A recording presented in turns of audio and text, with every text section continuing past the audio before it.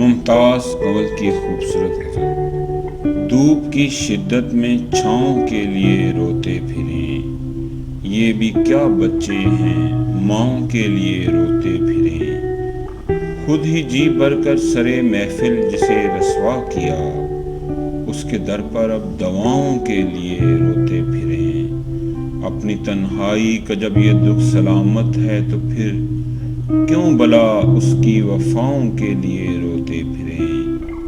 اپنے اپنے جرم کی فردوں کو ہاتھوں میں لیے، شہر کے باسی سزاؤں کے لیے روتے پھریں۔